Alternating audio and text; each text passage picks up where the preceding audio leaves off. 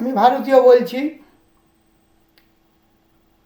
ভারতীয় হিন্দু রাষ্ট্র হোক, ভারতবর্ষ, ভারতীয় কাকে বলবো? ভারতবর্ষে জন্মালে ভারতীয় হওয়া যায় না। ভারতীয় যে সংবিধান আছে সেই সংবিধান অনুযায়ী ভারতীয় নাগরিক হওয়া যায়, কিন্তু ভারতীয় নয়। আমি মনে প্রাণে যেমন ভারতীয় নাগরিক, তেমন সংবিধান অনুযায়ী তেমনি আমি ভারতীয়। ভারত, ভা শব্দের জ্যোতি বা আলো বা সত্য, যিনি সত্যে বিচরণ করেন, রত মানে বিচরণ করা, যিনি সত্য পথে চলেন, সত্যকে যিনি ধরে রেখেছেন আচারে ব্যবহারে, সত্য বা জ্যোতি বা আলোয়, অন্ধকার নয়, আলোতে আছেন, তিনি ভারতীয়। আমি এটা বলবো, মনে করি আধ্যাত্মিক গৈরিক ত্যাগের প্রতীক। ভারত হচ্ছে গৈরিক তপভূমি, দেবভূমি, এই হচ্ছে ভারত। ভারতের মাটি কথা কি বলে? হ্যাঁ, ভারতবর্ষের মানচিত্র যদি দেখা যায়, হিমালয় যার মুকুটমণি, সমুদ্র তার পা ধুয়ে দিচ্ছে, সেই হিমালয় ভারতবর্ষ। ভারতীয় 4টি ধর্ম, 4টি আশ্রম, 4টি আশ্রম: ব্রহ্মচর্য, গারস্থ, বানপ্রস্থ, সন্ন্যাস। প্রথমেই শিক্ষা, স্কুল কলেজ বিদ্যালয় যাই হোক, উপযুক্ত পরিবেশ তৈরি করে, আবাসিক হলে তো ভালোই হয়। আগেকার দিনে আবাসিক ছিলেন, সবাই সেই একই স্কুলে বিদ্যালয়ে পড়াশোনা করত, গুরুকুল যাকে বলা হয়।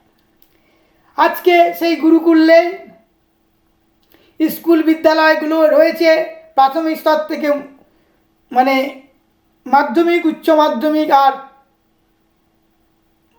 মহাবিদ্যালয় আর বিশ্ববিদ্যালয়, এই তো। সেগুলো ব্রহ্মচর্য অনুযায়ী শিক্ষা দীক্ষা নিতে হবে। বাল্যজীবন থেকে একবারে 18, 20, 25 বছর বয়স পর্যন্ত। তারপরে তারা কাজ করবে, শারীরিক পরিশ্রম করতে হবে।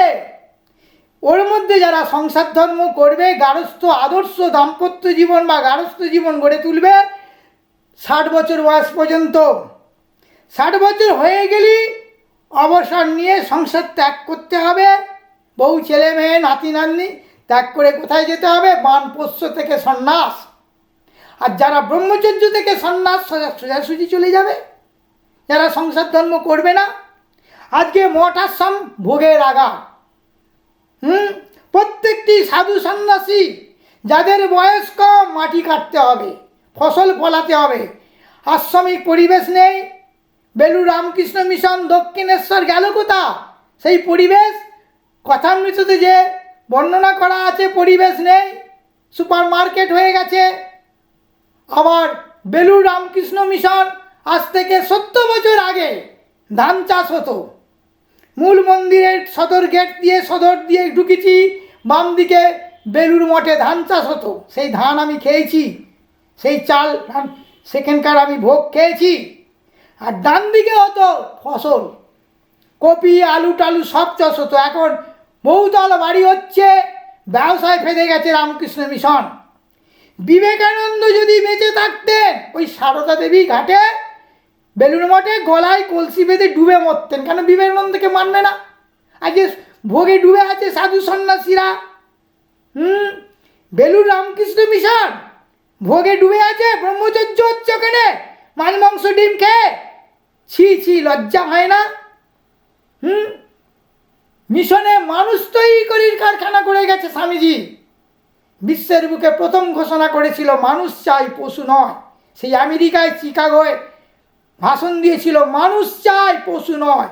এই মানুষ তৈরি করার কারখানা করে গেছে। আজকে অমানুষ, অশৃঙ্খল, শৃঙ্খলাবাদ নেই।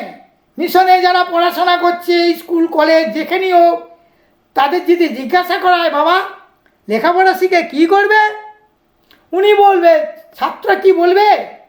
যে আমি রাজনীতি করব, মন্ত্রী হব, লুটে পুটে দেশকে খাবো, জনগণকে শোষণ করব, ইঞ্জিনিয়ার হব, ডাক্তার হব, শোষণ করব, রুগীকে মারবো, রুগীর সেবা করবো না। আজকের ডাক্তাররা যত মারবে তত ভালো।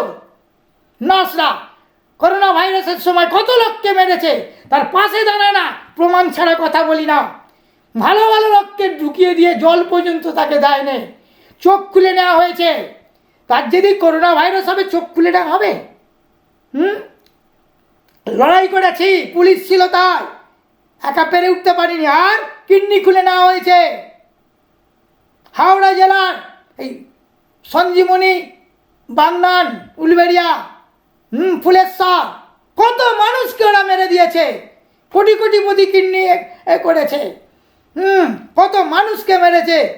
হ্যাঁ, একটা ডাক্তার ওষুধের নাম লিখতে পারে না, ট্রেন নাম লেখে, জেনেটিক নাম লেখে নেই এখনো পর্যন্ত। জানলে তো সব কমিশন পাবে। একটা ওষুধ ডাক্তারবাবু যে লিখে দেবে, ওর লেখা কোম্পানি যেখান থেকে কমিশন পায় সেই ওষুধটি লিখে দেবে, অথচ ওষুধের নাম, জেনেটিক নাম লিখবে না, কমিশন পাবে না। যে ওষুধের কলকারখানা যেখানে ওষুধ তৈরি হয়, উৎপাদন হয়, প্রোডাক্ট হয়, তারা এসে ডাক্তারবাবুকে বলে, ডাক্তারবাবু এই ওষুধটা লিখবেন।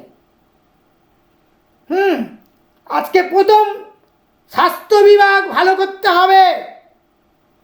স্কুলগুলো, শিক্ষা যেখানে মানুষ তৈরি হয়, কারখানায়, বিদ্যালয়গুলো ঠিক করতে হবে।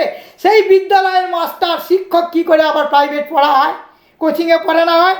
মাস্টারদের অধিকার আছে স্কুল থেকে বিদ্যালয়ে সার্টিফিকেট দেওয়া।